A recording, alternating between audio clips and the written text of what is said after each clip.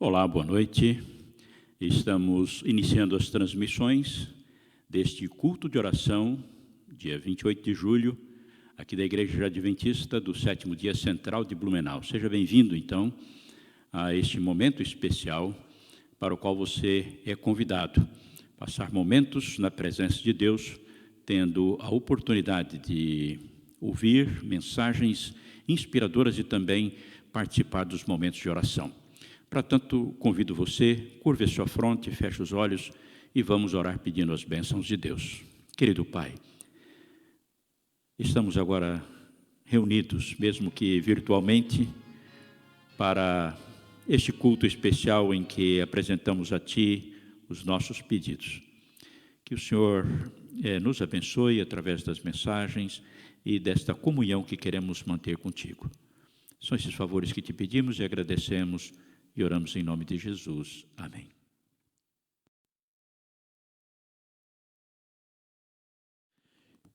Nesse momento, eu quero te convidar a levar o pensamento aos céus, abrir o coração a Deus ao cantar as letras da música do hino 244, Conta as Bênçãos. Vamos louvar a Deus.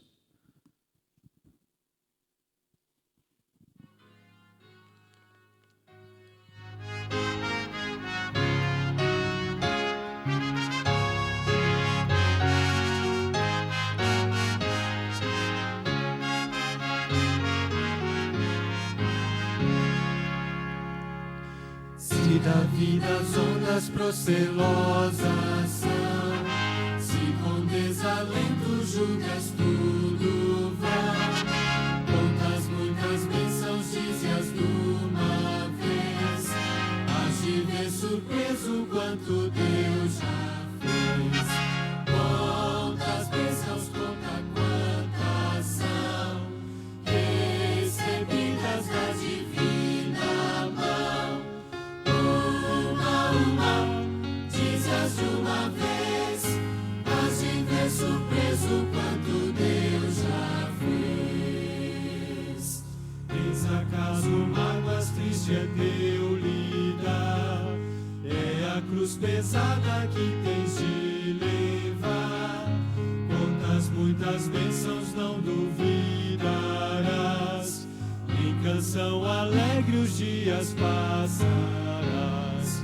Quantas bênçãos, conta quantas são, recebidas da divina mão. Uma, dize-as de uma vez, hás de ver surpreso quanto Deus já fez. Quando vires outros com teu ouro e bens, lembra que tesouros prometidos tens. Nunca os bens da terra poderão comprar a mansão celeste em que tu vais morar. Quantas bênçãos, conta quantas são, recebidas da divina mão. Uma, dize-as de uma vez, hás de ver surpreso quanto Deus já fez. Seja teu conflito fraco ou forte aqui, não te desanimes, cuida Deus de ti. Seu divino auxílio ignorando o mal, dá-te-á consolo sempre até o final. Quantas bênçãos, conta quantas são, recebidas da divina mão. Uma, diz-as de uma vez, hás de ver surpreso quanto Deus já fez.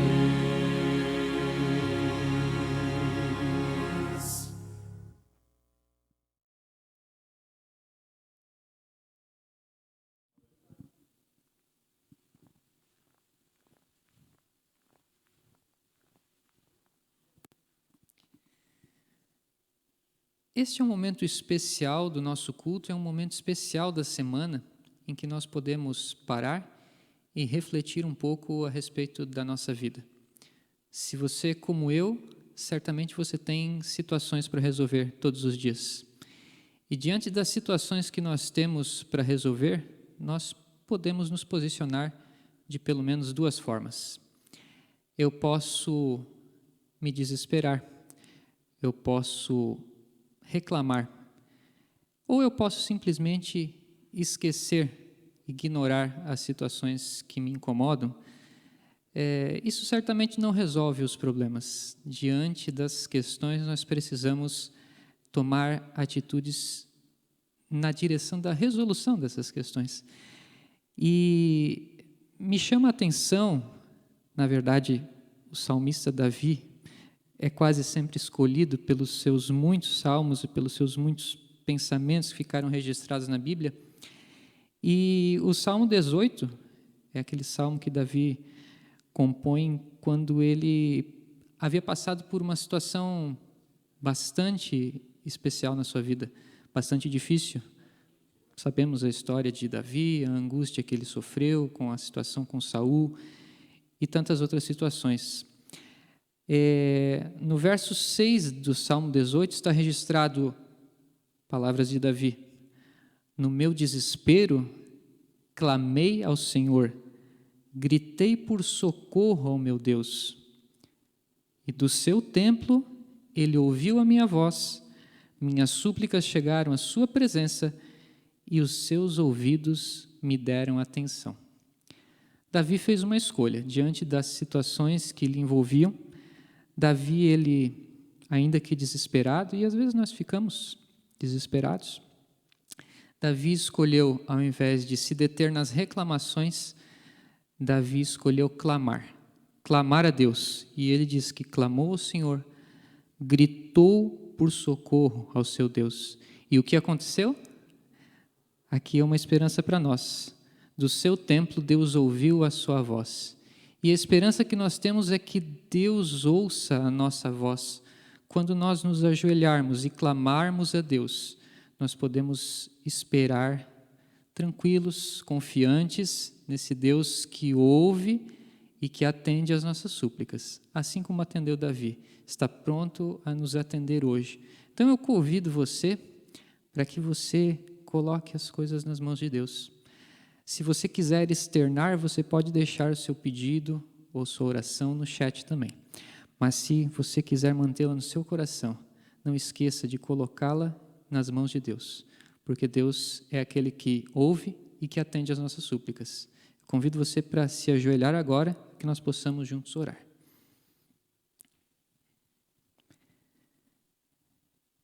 Querido Deus, bondoso Pai, muito obrigado, Senhor, porque nós temos a Tua Palavra, e a Tua Palavra é poderosa. Obrigado, Senhor, porque a mensagem que temos, o testemunho que temos de tantos no passado e no presente também, é de que o Senhor ouve quando um filho Teu te busca, quando, ainda que no desespero, clama a Ti. O Senhor é um Deus bondoso, um Deus misericordioso, que ouve a nossa oração e que do Teu santo templo atende às nossas súplicas, e o Senhor pode fazer tudo aquilo que é impossível para nós. Tudo é possível para Ti. Obrigado, Santo Deus, porque nós temos em Ti esperança. Obrigado, Senhor, porque podemos abrir o nosso coração e nos derramar diante do Senhor. Nós queremos, sim, Te agradecer por tantas bênçãos que o Senhor nos dá, por tantas coisas boas, especiais que temos na vida. Mas nessa noite é possível que tenhamos muito para falar a respeito de coisas que não estão legais. Nós tenhamos angústias, nós talvez estejamos desesperados. Santo Deus, nós queremos colocar essas coisas nas Tuas mãos. Nós não queremos mais ficar desesperados, mas queremos esperar no Senhor. Nós não queremos fazer de conta que os problemas não existem. Nós queremos resolvê-los. Nós não queremos viver reclamando, mas nós estamos aqui clamando ao Senhor para que o Senhor nos tome nosso coração primeiro em Tuas mãos. Nosso coração é pecador, o Senhor o conhece, mas o Senhor é o único que pode nos tomar e nos transformar, assim como um dia tomou a Davi e transformou Davi. Que o Senhor tome a cada um de nós e junto com o nosso coração, com a nossa mente, o Senhor possa nos ajudar e transformar aquelas coisas que só o Senhor pode fazer. Por isso, nós, nesse momento, oramos, pedimos aumento a nossa fé e queremos seguir em frente confiando no Senhor, tendo a certeza de que o Senhor já fez e fará muito e fará o melhor por nós. Por isso, oramos agradecidos em nome de Jesus. Amém.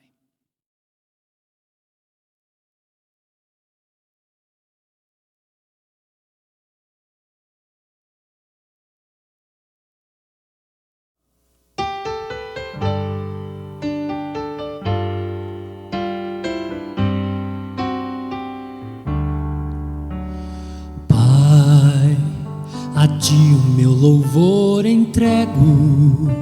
Sinceramente eu te peço, vem ser comigo, meu Senhor. Tentei ser forte, mas então falhei. 1000 vezes eu me perguntei por quê, se tudo é tão frio e o sol já fugiu e eu não consigo mais cantar. Vem, acalma o meu coração. Eu hoje escolhi louvar teu nome, pois eu sei, o Deus que tu és. Ainda está escuro, mas eu sigo pela fé. Eu hoje escolhi louvar teu nome, porque esse é o teu querer. O teu amor é vida, essa vida eu quero ter. Pai, o medo às vezes é cortante, vem visitar-me a todo instante. Bem junto a ti eu quero estar. Bom Pai, talvez não saiba nem pedir, mas vem com teu amor ouvir meu clamor, pois tudo é tão frio e o sol já fugiu,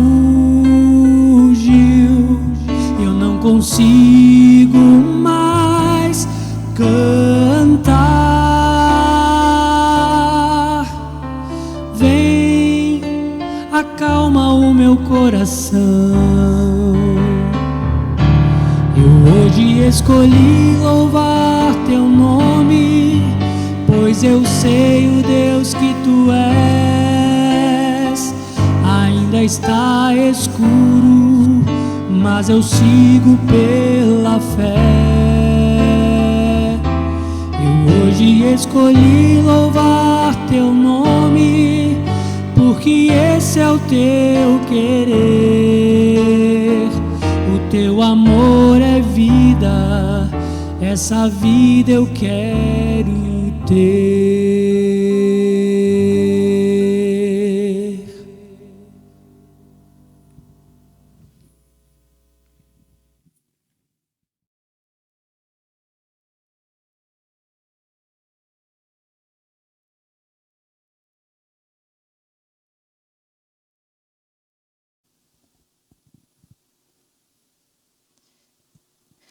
Boa noite, é um prazer estar aqui com vocês, embora de forma virtual.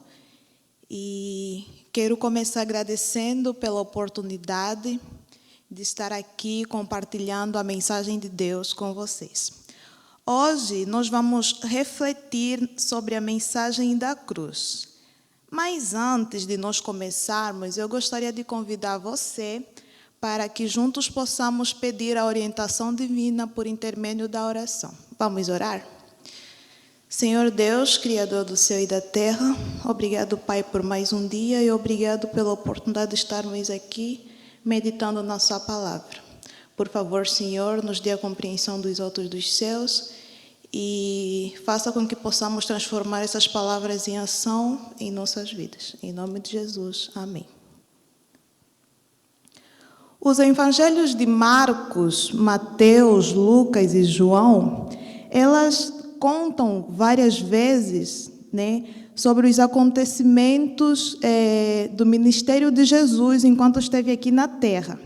Dentre eles, alguns pontos que nós vamos nos focar nesta noite, que é a prisão, a crucificação e a ressurreição de Jesus, contada por Marcos, lá no capítulo 14.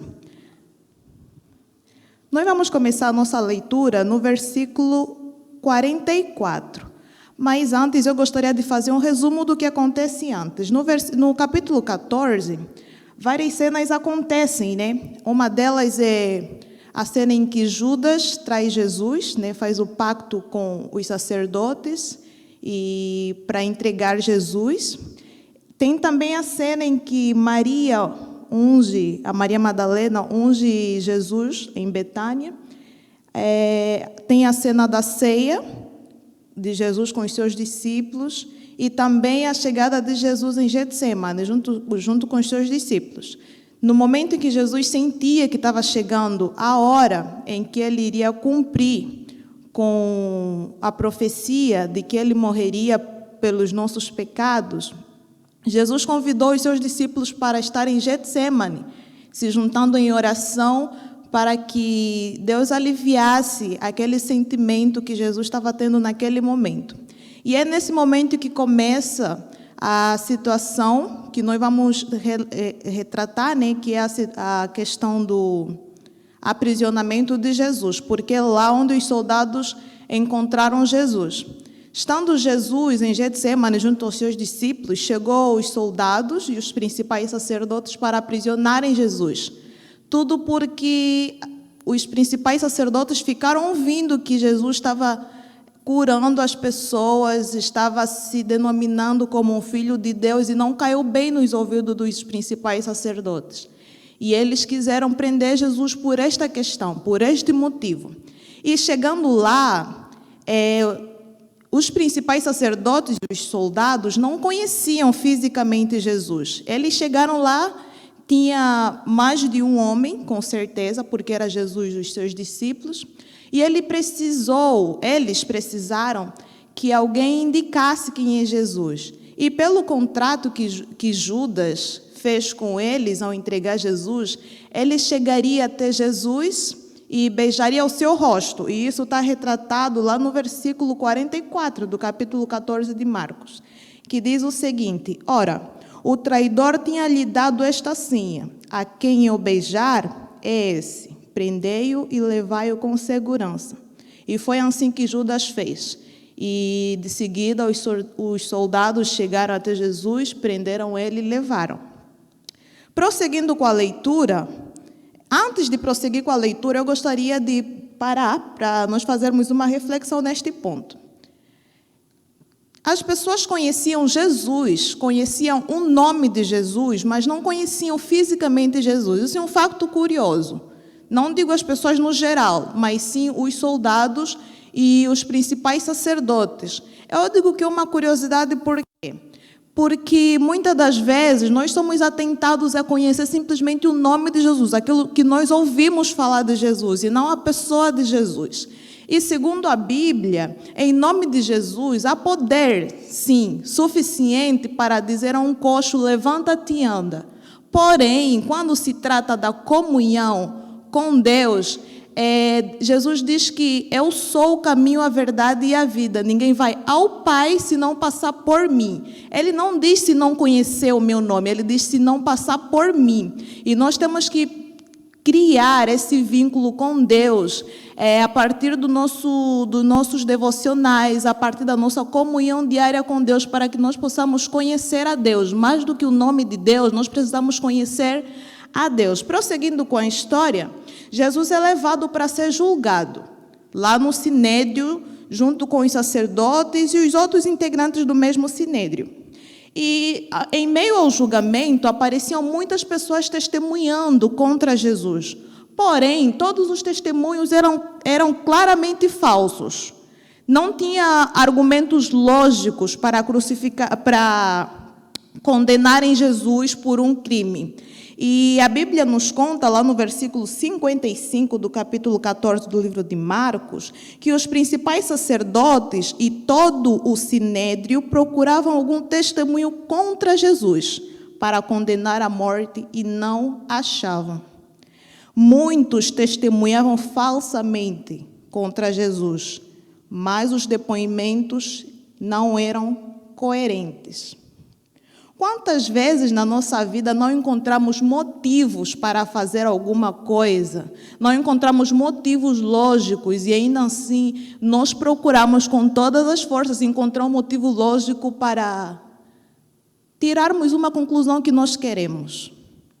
Foi assim que aconteceu com os integrantes desse sinédrio para condenar Jesus.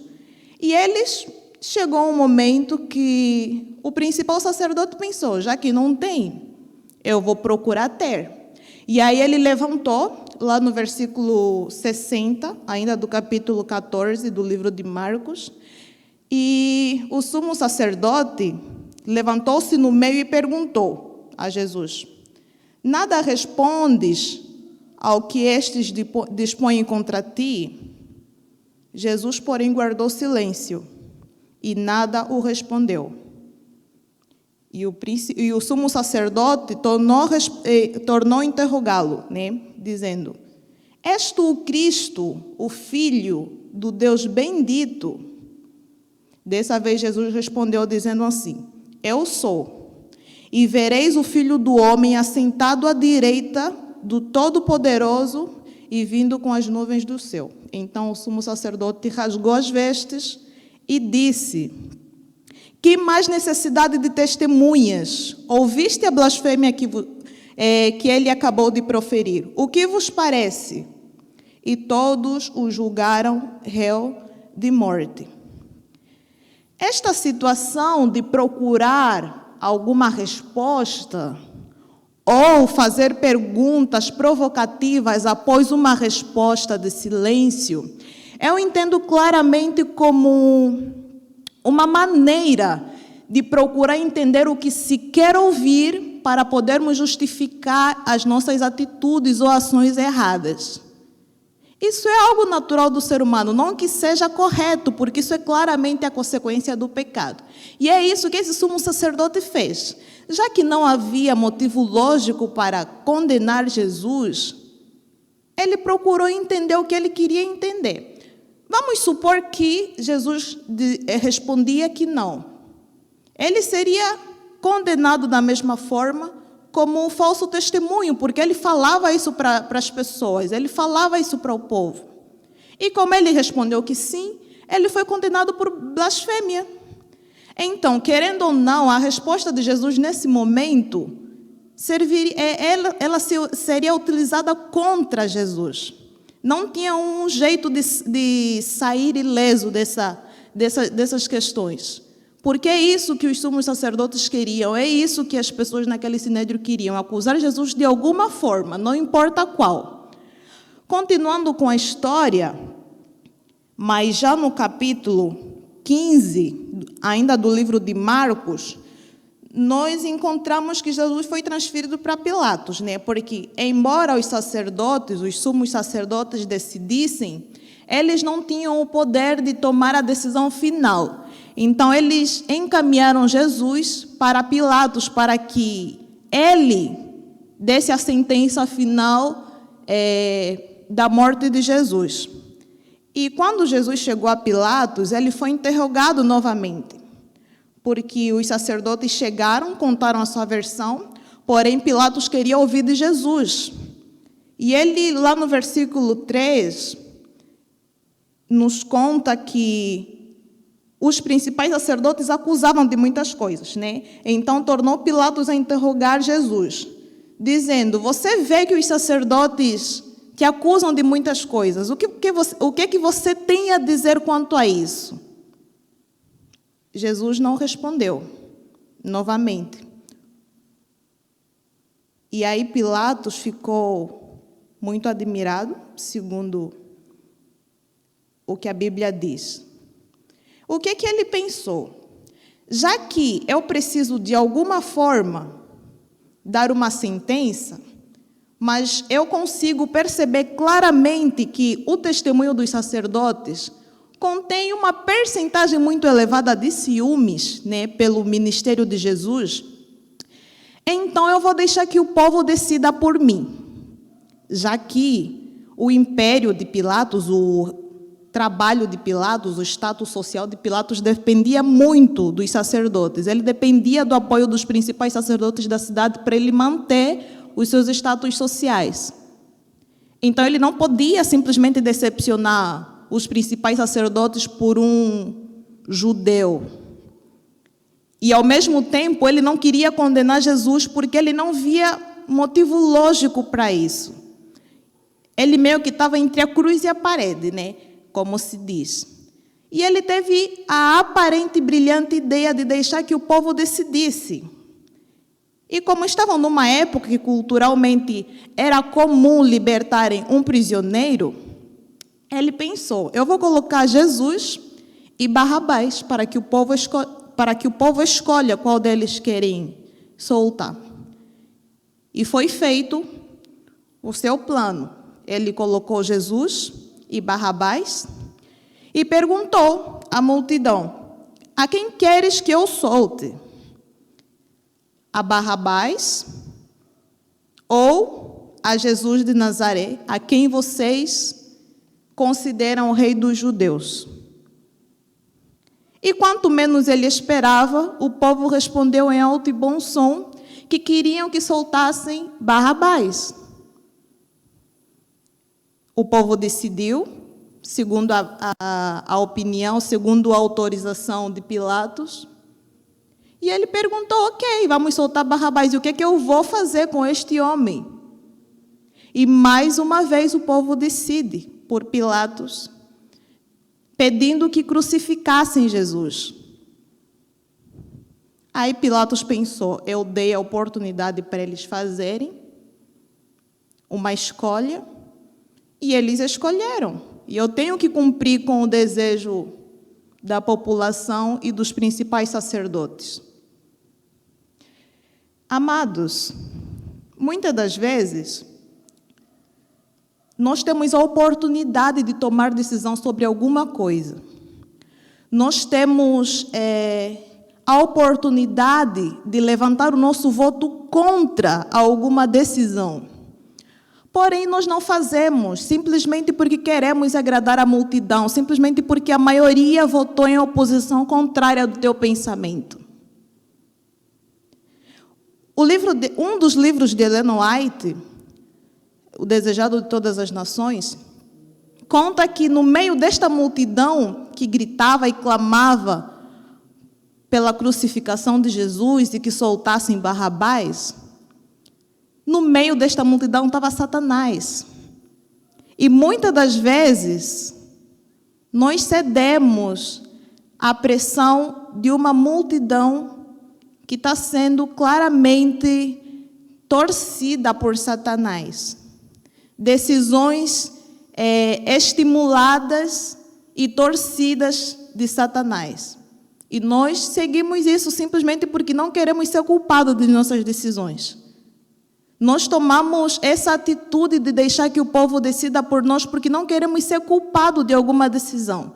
E nos esquecemos que só pelo facto de termos o poder de decidir alguma coisa e ainda assim nós escolhermos deixar que os outros decidam por nós, ainda assim nós de alguma forma participamos nessa decisão.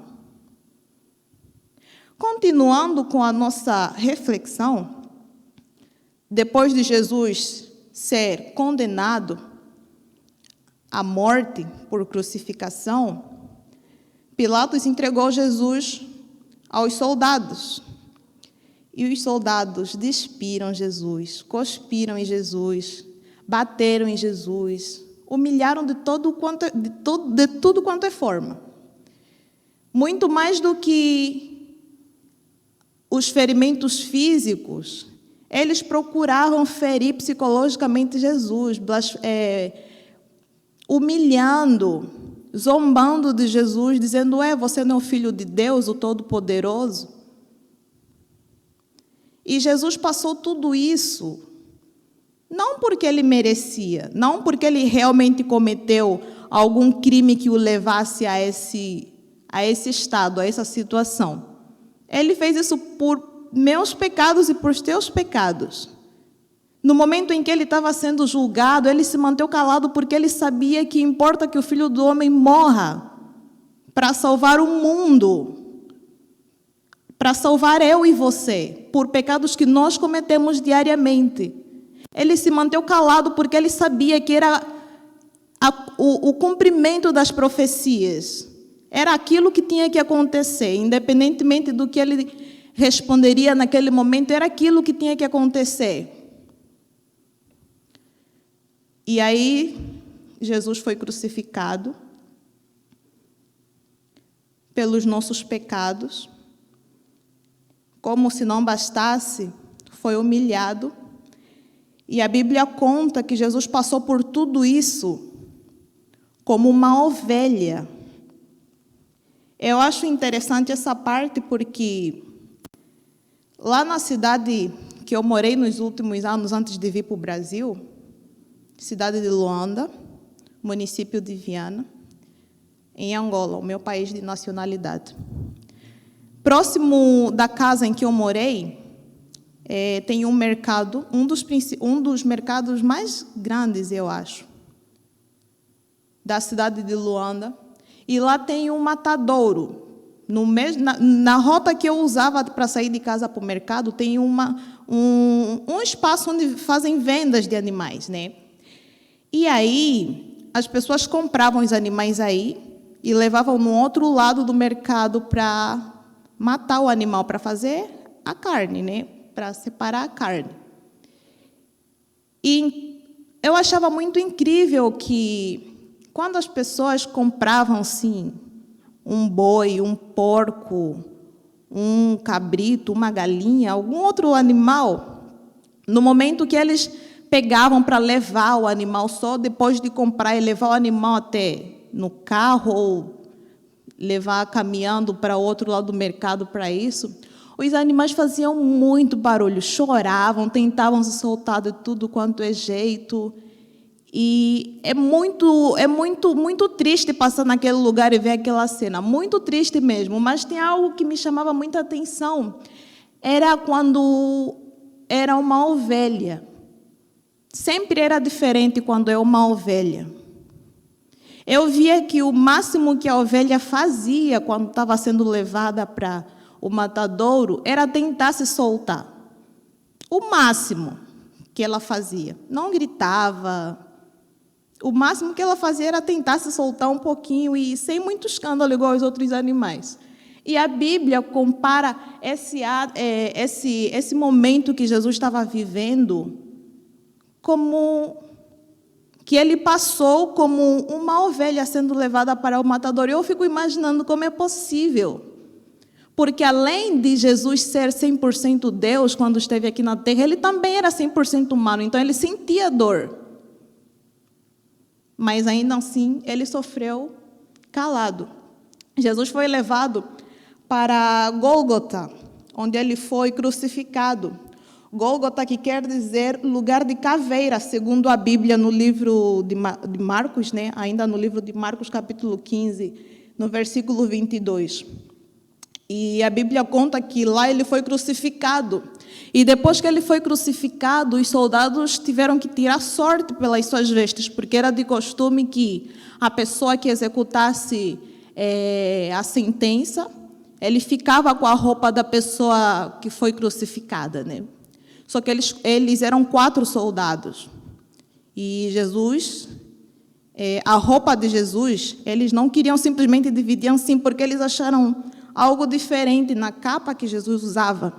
Tinha algo diferente que não podiam simplesmente cortar e repartir entre si.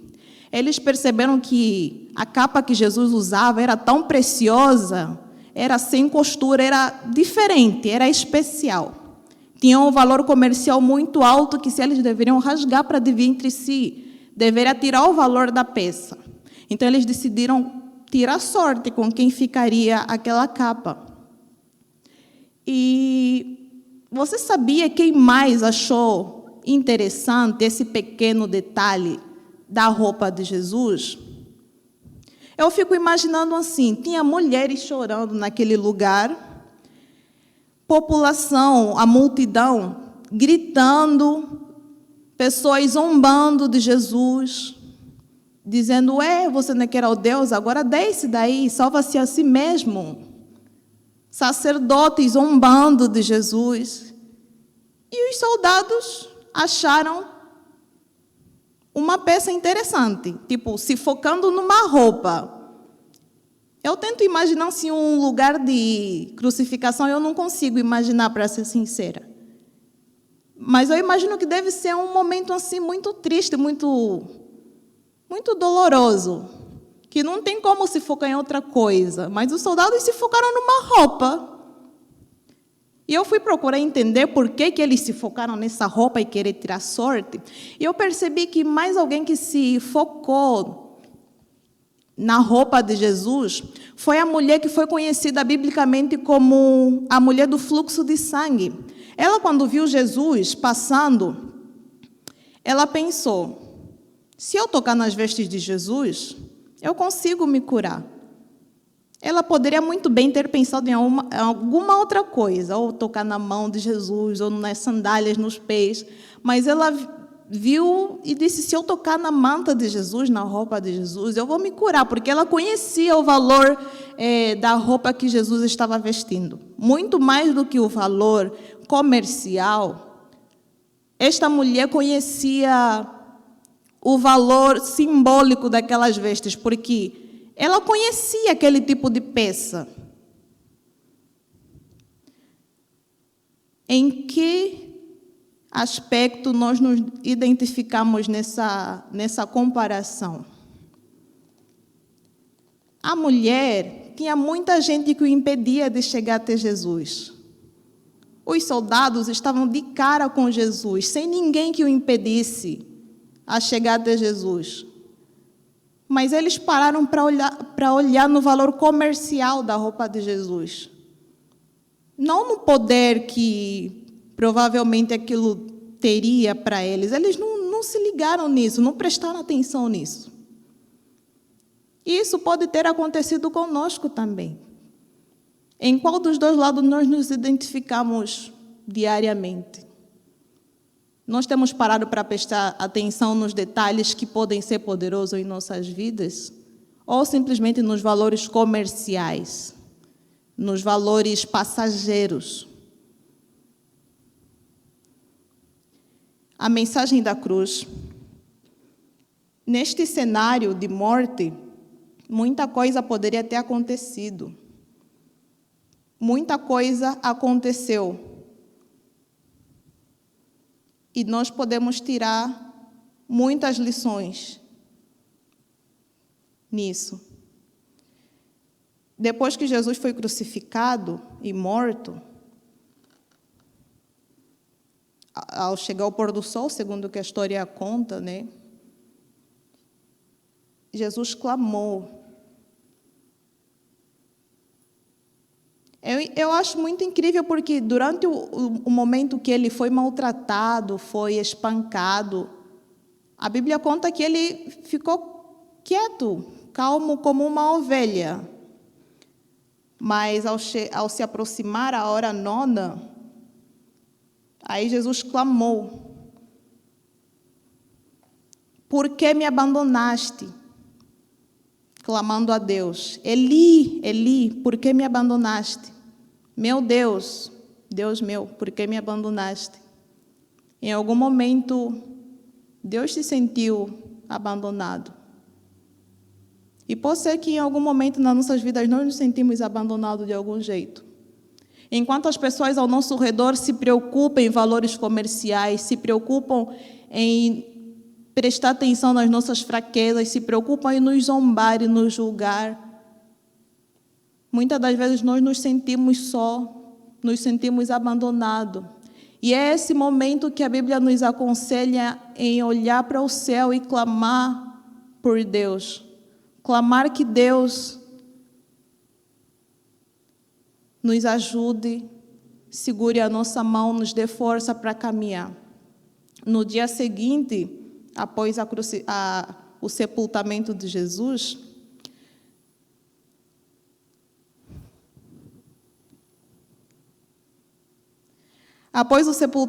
Jesus, as mulheres que estavam caminhando para lá, para embalsamar o corpo de Jesus, estavam se perguntando, segundo os relatos bíblicos, no livro de Marcos ainda, capítulo 15, no versículo 44. Enquanto elas caminhavam para chegar até Jesus, elas se perguntavam, quem vai nos ajudar a remover a pedra para nós fazermos esse trabalho, E quando elas chegaram, já não tinha pedra na frente da sepultura.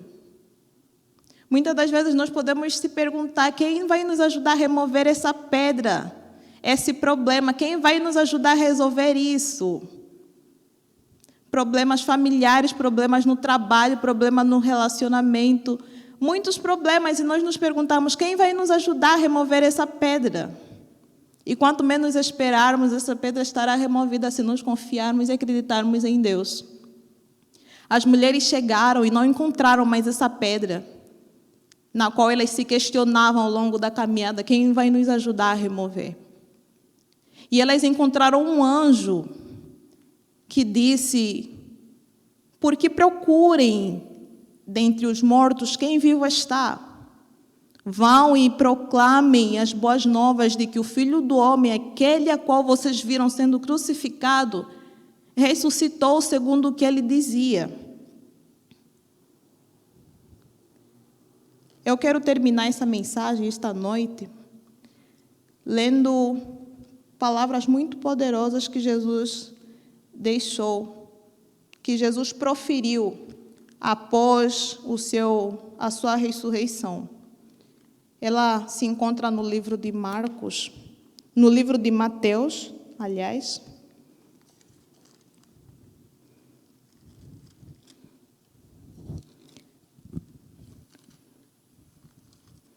O último capítulo do livro de Mateus, os 3 últimos versículos. Mateus 28, versículo 18 até 20. Diz o seguinte: Jesus, aproximando-se, falou-lhes, dizendo: toda a autoridade me foi dada no céu e na terra. Ide, portanto, fazei discípulos de todas as nações, batizando-os em nome do Pai e do Filho e do Espírito Santo, ensinando-os a guardar todas as coisas que vos tenho ordenado. E eis que estou convosco todos os dias até a consumação dos séculos. Amém? Esta é a mensagem que Jesus nos deixou. Não importa em que situação da vida estivermos passando, se estamos na fase de nos perguntarmos quem removerá essa pedra de minha vida, se estamos na fase de nos sentirmos abandonados, Deus vem nos consolando, dizendo que toda a autoridade já lhe foi dada. Ele morreu por mim e por você. Não há mais ninguém que possa ter uma autorização sobre você, que tenha domínio sobre você. Agora você é livre, você pode tomar a decisão que você quiser. Se você quiser votar a favor ou votar contra, você tem essa liberdade agora, porque Ele morreu por você. Só que agora você tem que cumprir com essa grande missão que Ele nos deixou. Em resposta, em agradecimento desse grande ato de amor que foi morrer por mim e por você, nós temos que atender essa grande missão. de ir e proclamar as boas novas do reino a todo mundo. Amém? Que Deus possa nos abençoar e que essa mensagem possamos transformar em ação em nossas vidas.